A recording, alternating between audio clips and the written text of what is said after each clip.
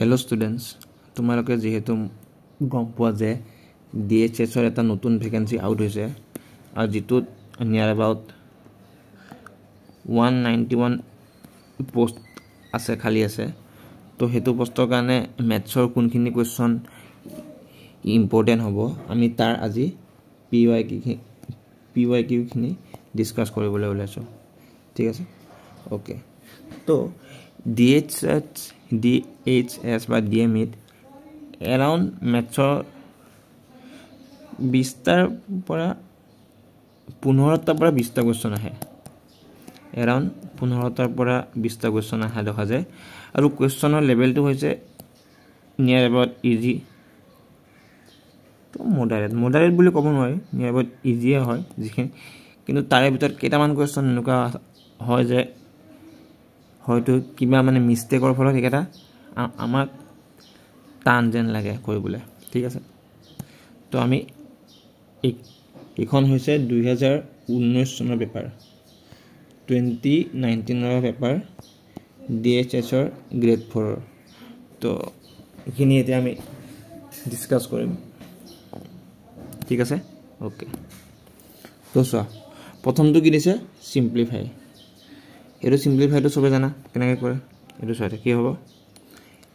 এই দুইৰে এক কাটা দুবাৰ হল আউ যাব আউ না যায় তো কিমান থাকিলে ওপৰত থাকিলে -35 এন তলত থাকিলে 3 2 6 6 9 54 মানে কোনটো হ'ব option C is the correct option বুজি পালা একদম ইজি আছিল ফার্স্ট কোয়েশ্চন একদম ইজি আছিল okay now next to the move go to the next question question to ki hudise soa question to hudise je imanor dugunor logot ki jog korile etu poa jabo mane suppose eta mane সংখ্যা আছে x or logot ইয়াৰ দুগুণ হলে কি হ'ব -14/3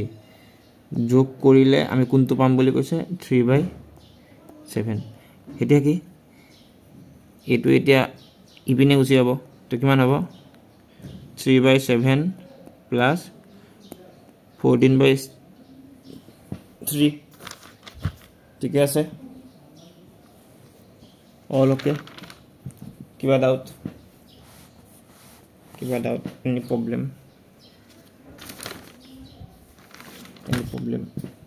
okay তো এটা কিমান হ'ব এখিনি এন তলত হ'ব কিমান 21 এখিনি হলে 9 আৰু ইফিনে হ'ব 198 তো কিমান হ'ব 107 21/107 this is option C is the correct option বুজি পাইছা সকলে বুজি পাইছে নে okay now go to the next question তো কি কৈছে চোৱা 11টা ক্ৰমিক গুণিতকৰ যোগফল দা কি কৈছে sum of 3 consecutive multiple of 11 okay consecutive মানে কি এটা পিছত এটা suppose মানে কি নকয় suppose 1 2 3 ইবিলাক হৈছে consecutive number মানে এটা পিছত এটা এটো একে হ'ব খালি জাস্ট কি কৈছে যে সংখ্যা কেইটা কি হ'ব লাগিব 11 ৰ গুণিতক মানে যদি এটা যদি 11x হয় আনটো কিমান হ'ব x + 1 11 and next কিমান হ'ব x + 2 11 এতিয়া এই কেটাৰ যোগফল কিমান বুলি কৈছে 336 দেন কিমান হ'ব 11x কিমান হ'ল 33x plus 11 আৰু 22 মানে কিমান মাইনাস কৰিব লাগিব 33 equal to 363 এখিনি বেলে গলে 33x equal to 330 তো কিমান হ'ল এটো কাটিলে কিমান হ'ব 10 তো কিমান হ'ল first নাম্বারটো 110 is the correct answer বুজি পাইছা সকলে বুজি পাইছা নে সকলে বুজি পাইছা Okay. Now go to the next question. এতিয়া next question to কি কৈছে চোৱা next question to কি কৈছে চোৱা next question to কৈছে যে Arjun is twice as old as Shriya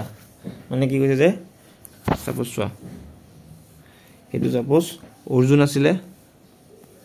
and এটো আছিলে Shriya মানে কি কৈছে যে Arjunৰ বয়স চোৱা কি লেখা আছে Arjunৰ বৰ্তমান বয়স Shriyaৰ বৰ্তমান বয়সৰ দুগুণ তো Shriyaৰ বয়স যদি 1 বছৰ হয় Arjunৰ দুগুণ মানে কিমান twice x হ'ব তাৰ পিছত কি কৈছে যে 5 বছৰ আগত যেতিয়া আমি আগত বুলি কও বৰ্তমানৰ পৰা সদায় কি কৰিব লাগে মাইনাস কৰিব লাগে তো এটো কি কৰিম 5 বছৰ পিছলৈকে লৈ যাম ইয়াকো বাই ইয়াকো 5 বছৰ পিছলৈকে লৈ যাম 1 - x হল নাই x - 5 হ'ব x - 5 তাৰপিছত কি কৈছে হেখিনি সময় কিমান বুলি কৈছে যে শ্ৰিয়াৰ বয়স 5 বছৰ আগতে তাৰ বয়স মানে কি অৰ্জুনৰ বয়স শ্ৰিয়াৰ বয়সত 3 গুণ তো যদি শ্ৰিয়াৰ 1 বছৰ থাকিলেতেন ইয়াৰ 3 গুণ মানে এতিয়া যা সলভ কৰিব লাগে আমি এতিয়া জাস্ট সলভ কৰিব লাগে কিমান হ'ব twice x - 5 equal to thrice x - 15 that's equal to এটো ইপিনে আহিলে কিমান হ'ব -x equal to -10 minus কাটা গল তো এছিয়াৰ বৰ্তমান বয়স কিমান পালো 10 বছৰ মানে কি যেতিয়া আগত বুলি কয় সদায় মাইনাস কৰিবা আৰু যেতিয়া পিছত বুলি কয় সদায় প্লাসত আনিবা বস্তুটো বুজি পাইছা মানে বৰ্তমানৰ পৰা আগত বা পাছত সাপোজ তুমি ধৰিলা যে তোমাৰ বৰ্তমান বয়স 5 সাপোজ 17 বছৰ তো 5 বছৰ পিছত কিমান হ'ব 22 বছৰ তো কি কইলা যোগ কইলা আৰু 5 বছৰ পিছত কিমান আছিল 12 আছিল কি কইলা বেক কইলা একে হেতু বস্তু বুজি পাইছা সকলে বুজি পাইছা এখিনি লকে সকলে বুজি পাইছা নে ওকে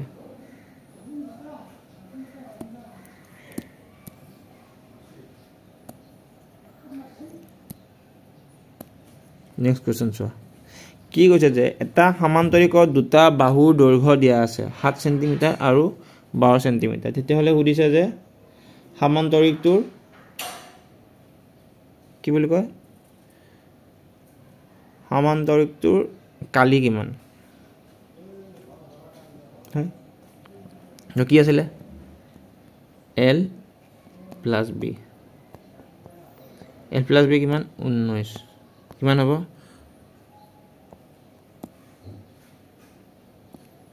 38 কোনটো হ'ব option C is the correct option বুজি পাইছা সকলে বুজি পাইছা নে সকলে বুজি পাইছা ওকে নেক্সট কোৱেশ্চন তো চোৱা তলৰ কোনটো পূৰ্ণবৰ্গ হয় এতিয়া এখিনি কৰিবলৈ কি কৰিব লাগিব আগে তোমালোকে বৰ্গবিলাক জানিব লাগে আসলমতে মানে কেনেকুৱা সাপোজ 1 to 20 লকে স্কয়াৰ খিনি জনাটো দৰকাৰ তো এই যোনটো 336 वन আছে এটো হৈছে 19 ৰ বৰ্গ তো এটো কাৰ বৰ্গমূল 19 ৰ তো option C is the correct option নহলে ইয়াক ওলোৱা পদ্ধতি তাৰ মানে শিকাই দিছিলো আগৰ পাছত যে সাপোজ 19 স্কয়াৰ আছে ইয়াক প্ৰথমতে স্কয়াৰ কৰিম 81 আৰু ইয়াক কৰিম 1 ইমান 9 1 जा 9 এটো তো হলে 18 তো 1 2 1 আৰু হল লস এটা হল 1 যোগ নেগে কেন 361 হ্যাঁ 361 আছে বুঝি পালো ওকে নাও go to the next question আছে আমাৰ মেনচুৰেশনৰ ওপৰত সো কোৱেশ্চনটো কি কৈছে The area of a square is 441 cm. তেতিয়া হলে সুধিছে যে লেন্থ কিমান তো area of a square কি আছে ফৰ্মুলাটো area is equal to side square তো side is equal to কি হ'ব root over area তো 441 কাৰ হ'ব root over 4 4 1 কাৰ হ'ব 21 কোনটো হ'ব option B is the correct option বুঝি পালা সকলে বুঝি পালা নাই সকলে বুঝি পালা সকলে বুঝি পাইছা okay now go to the next question কি কৈছে যে 5 cm the rectangle side to আছে 5 আৰু 12 তেতিয়াহলে উঠিছে যে diagonal dar কিমান হেৰিছা this is a rectangle যাৰটো কিমান আছে 5 আছে এটো 12 আছে তো ইডাল কিমান হদিছে এতিয়া চাই এটোক আমি কি ইউজ কৰিব পাৰো পাইথাগোৰাছ তো কিমান আছিল x square is equal to 12 square plus 5 square মানে কিমান হ'ব 169 তো কিমান হল x square মানে কিমান হ'ব 13 তো কোনটো হ'ব option B is the correct option বুজি পাইছা সকলে বুজি পাইছা নাই সকলে বুজি পাইছা okay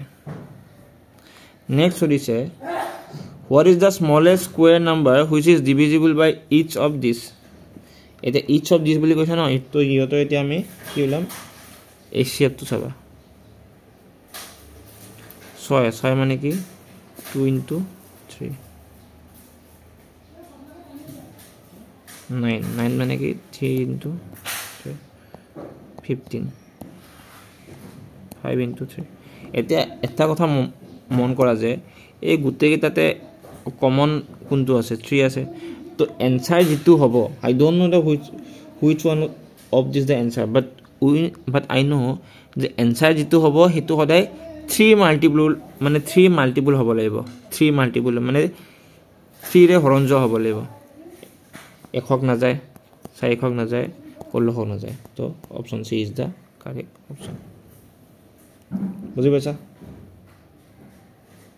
বুঝি পাইছা ওকে এডু কোশ্চেন চোৱা কি কৈছে চোৱা এই যেটো সংখ্যা আছে 392 ক্ষুদ্ৰতম কি সংখ্যাৰে পূৰণ কৰিলে গুণফলটো পূৰ্ণ ঘন হ'ব মানে এটো সংখ্যাৰ লগত কি সংখ্যা পূৰণ কৰিম সো দ্যাট এটা পাৰফেক্ট কিউব হ'ব কিমান আছে আমাৰ 392 হয় 2 ৰে কাটিম এবাৰ 19 হল 2 9 গুণ 18 2 6 গুণ তাৰপিছত 2 9 গুণ 18 16 2 8 গুণ 16 তাৰপিছত কিমান 2 ৰে 2 4 গুণ 8 18 2 9 গুণ 18 তো চোৱা কি হল যে আমি 2 যোনটো পাইছো হেতুটো মানে পূৰ্ণ ঘন হৈছে তিনটা হৈ যায় কিন্তু হাত দুটা আছে তো হাত আৰু এটা হলে এই গুটে সংখ্যাটো কি হ'ব পূৰ্ণ ঘন হ'ব তো কোনটো হ'ব answer C is the correct option বুজি পাইছা সকলে বুজি পাইছা নে সকলে বুজি পাইছা নে ओके नेक्स्ट क्वेश्चन तो चोৱা नेक्स्ट क्वेश्चन तो दिছে কি प्रॉफिट एंड लॉसर डिस्काउंट मार्क प्राइस इबिलाকৰ ওপৰত তো কি কৈছে চোৱা 840 আৰু 714 মানে কি যে এমপি হৈছে কিমান 840 আৰু সেলিং প্ৰাইস হৈছে কিমান 714 তেতিয়া হলে ডিসকাউন্ট কিমান দিলে আমাৰ ডিসকাউন্ট দিলে 126 रुपीस কিমানৰ ওপৰত ডিসকাউন্ট দিছে এই মাৰ্ক প্ৰাইস তো ওপৰত তো কিমান হ'ব 126 divided by 840 into 100 কাটিলো 2 ৰে 5 বাৰ 2 ৰে 2 4 গুণ 8 দুবাৰ এইটো হ'ব 3 বাৰ তো কিমান হ'ব option D is the correct option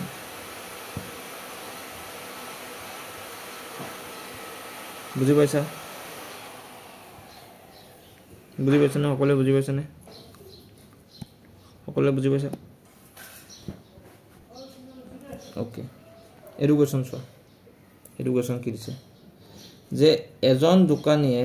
20টা bulb 100 টকা হিচাপে কিনিব লাগে মানে কিমান চোৱা এতিয়া চোৱা মানে কষ্ট প্ৰাইস কিমান হ'ব কষ্ট প্ৰাইস হ'ব কিমান 20টা বাল্ব বুলি কৈছে ন 200টা বাল্ব 200টা বাল্ব 100 টকা দামত কিনিলে 10 টকা দামত কিনিলে কিমান হ'ব 2000 তাৰপিছত কি কৈছে সেলিং প্ৰাইস এই সেলিং প্ৰাইস কোৱাৰ আগত আৰু এটা কথা কৈছে যে চোৱা ইয়াৰে 5টা বাল্ব বেয়া ওলোৱাত তাক তেও পেলাই দিলে আৰু বাকি থকা বাল্ব কেটা প্ৰতিটো 12 টকা হিচাপে বিক্ৰী কৰিলে তো চোৱা কি হল 5টা পেলাই দিলে তো কেটা থাকিলে 195 টা কিমান টকাকে বিক্ৰী কৰিছে 12 টকা কি টকা লাভ হ'ব তেতিয়ালে 2340 হল কিমান লাভ হল 340 টকা লাভ হল কিমানৰ ওপৰত 2000 ওপৰত ইনটু 100% 00000 এটো কাটিলে 17 পায় তো কোনটো হ'ব প্রফিট 17% লাভ হল বুজি পাইছা এটো চোৱা কি ওলাব দিছে যে what is the volume of the box length this breadth this আৰু এটো হৈছে height তো কি আছে ভলিউম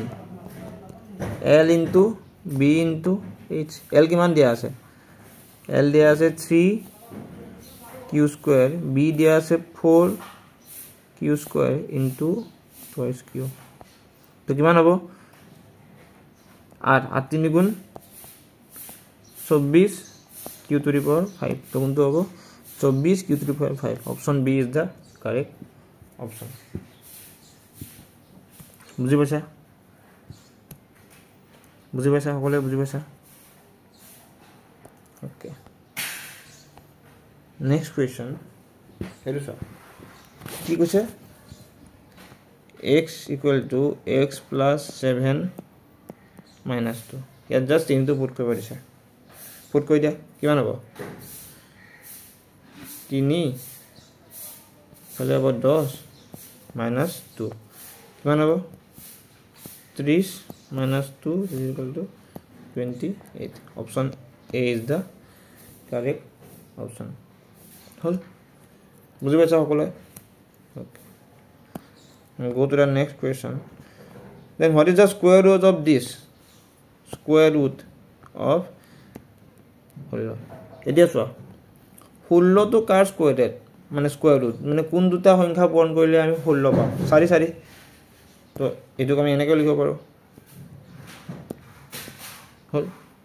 নেক্সট কি হ'ব এই ৰুটডাল আৰু এইটো কাটা যাব তো কিমান থাকিলে x to the power 4 তো কোনটো হ'ব option a is the correct option বুঢ়িয়া any doubt till now any doubt okay education sir কি কৈছে যে what is the height of a cuboid whose volume is this and base area is this এটা চোৱা volume কি আছিল base area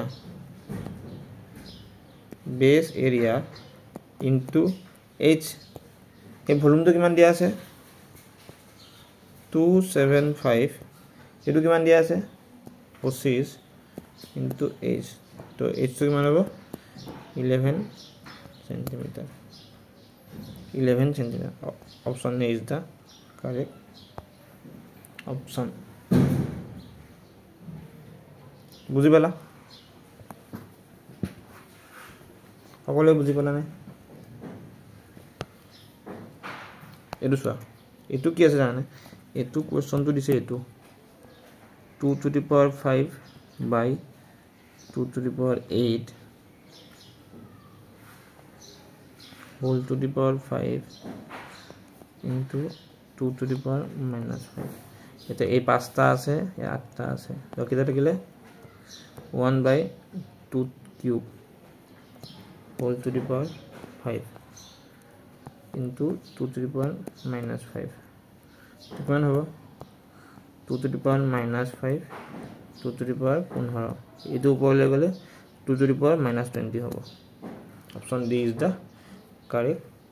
option বুজি পালা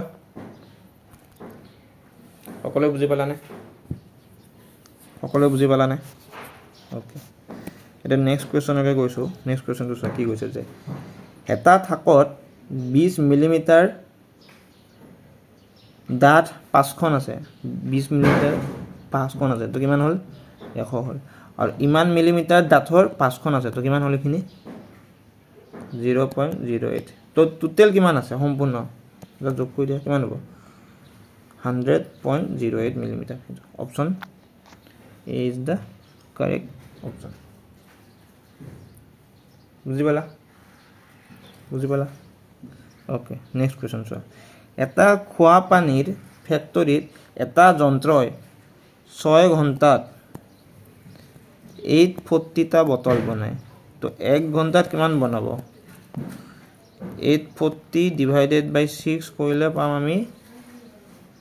140 তেতিয়া হলে কুদিছে যে 5 আৱাৰত কিমান বনাব লাগে 140 divided by 5 কৰিলে হ'ব 700 কোনটো হ'ব option B is the correct option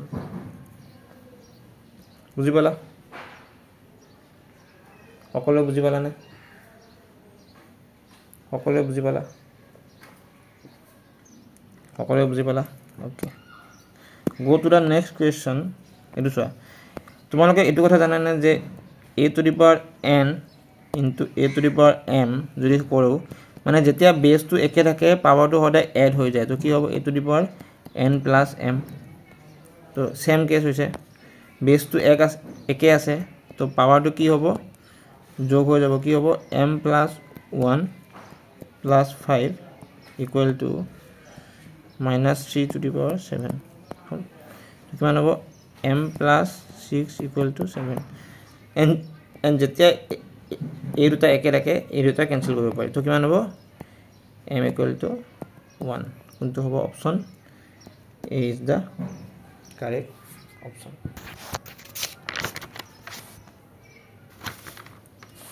বুজি পালা